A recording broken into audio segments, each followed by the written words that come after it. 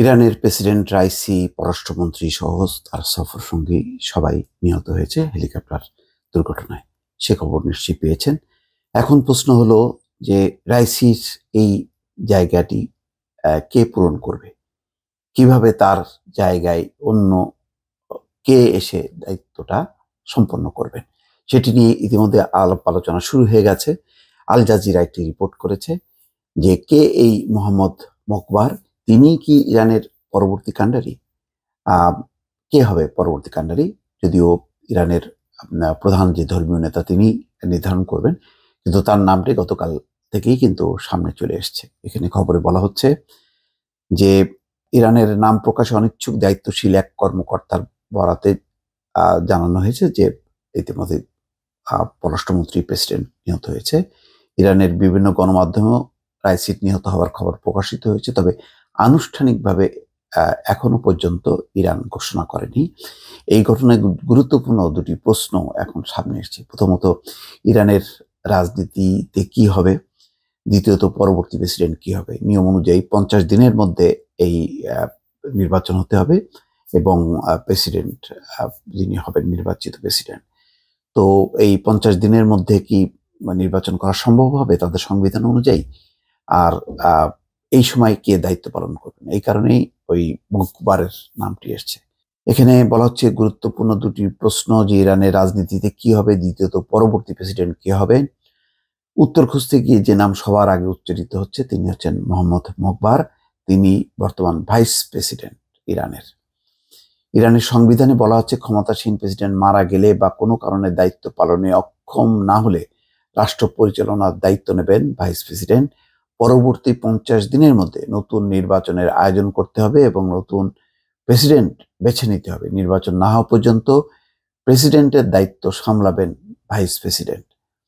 তবে যিনি নতুন প্রেসিডেন্ট হন না কেন, তাকে ইরানের সর্বোচ্চ নেতার অনুমোদন নিতে হবে। ইরানের রাষ্ট্রের প্রধান হিসেবে ভূমিকা পালন করেন সর্বোচ্চ নেতা আয়াতুল্লাহ আলী খামেনি। তিনি হচ্ছেন ধর্মীয় শীর্ষ নেতা। ক্ষমতা কাঠামোয় এরপরেই রয়েছেন প্রেসিডেন্ট, তাকে সরকারের প্রধান হিসেবে বিবেচনা করা হয়, যিনি গতকালকে হেলিকপ্টার দুর্ঘটনায় নিহত হয়েছেন। রাইসি নিহত হওয়ায় খামেনির অনুমোদন সাপেক্ষে বর্তমান ভাইস প্রেসিডেন্ট মোহাম্মদ মকবারের ইরানের পরবর্তী কাণ্ডারি হওয়ার পথ খুলে গেছে বলে বলা হয়। এর আগে ইরানের প্রধানমন্ত্রীর পদ ছিল, 1989 সালে তা বিলুপ্ত করা হয়। সরকারে প্রেসিডেন্টের পরবর্তী পদে বসানো হয় একজন ভাইস প্রেসিডেন্টকে। তবে প্রেসিডেন্টের মতো এই পদ নির্বাচিত নয়, ভাইস প্রেসিডেন্টকে নিয়োগ দেওয়া হয়। 1921 সালের আগস্টে ইরানের প্রেসিডেন্ট হন ইব্রাহিম রাইসি। এর পরপরই খামেনির অনুমতি সাপেক্ষে মোহাম্মদ মকবারকে ভাইস প্রেসিডেন্ট পদে নিয়োগ দেওয়া হয়। সংবিধান সংশোধনের পরবর্তী সময়ে ইরানের 7ম ভাইস প্রেসিডেন্ট হিসেবে দায়িত্ব পালন করছেন মোহাম্মদ মকবার। ভাইস প্রেসিডেন্ট হওয়ার আগে মোহাম্মদ মকবার ইরানের শীতাদের প্রেসিডেন্ট হিসেবে টানা 14 বছর দায়িত্ব পালন করেছেন। এটা ইরানের অন্যতম শক্তিশালী অর্থনৈতিক একটি শিল্প গোষ্ঠী। মূলত দাতব্য কাজের জন্য এই প্রতিষ্ঠান বিশেষভাবে পরিচিত।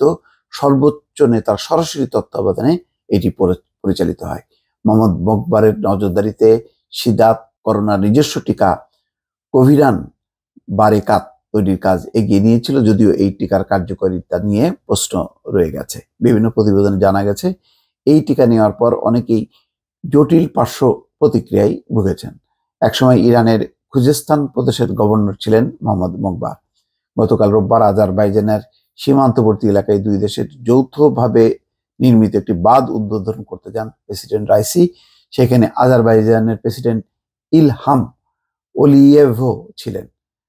সেখান থেকে 3টি হেলিকপ্টারের বহর নিয়ে ইরানের পূর্ব আজারবাইজান প্রদেশের রাজধানী তাবরিজে ফিরছিলেন রাইসি ও তার সঙ্গে থাকা অন্য কর্মকর্তারা। পথে পূর্ব আজারবাইজানের জোলফা এলাকার কাছে দুর্গম পাহাড়ে প্রেসিডেন্ট ও পররাষ্ট্রমন্ত্রীকে বহনকারী বেল 212 মডেলের হেলিকপ্টারটি বিধ্বস্ত হয়। হেলিকপ্টারটি যুক্তরাষ্ট্রে তৈরি হয়, অন্য দুটি হেলিকপ্টার নিরাপদে গন্তব্যে পৌঁছে যায়। দর্শক, এই হচ্ছে এই মুহূর্তে মানে রাইসির স্থলাভিষিক্ত হতে পারেন মোহাম্মদ মকবার, সংবিধান অনুযায়ী সেটি নির্ধারিত। তবে তাদের যে সর্বোচ্চ ধর্মীয় নেতা খামেনি, তিনি ঠিক করবেন যে পরবর্তীতে রাইসির বদলে কে চালাবেন এখনো যেহেতু আনুষ্ঠানিকভাবে রাষ্ট্রীয়ভাবে এখনো ঘোষণা হয়নি, সুতরাং এটি হয়তো আজকালের মধ্যেই বিষয়টি মীমাংসা হবে। দর্শক ভালো থাকবেন, আল্লাহ হাফেজ।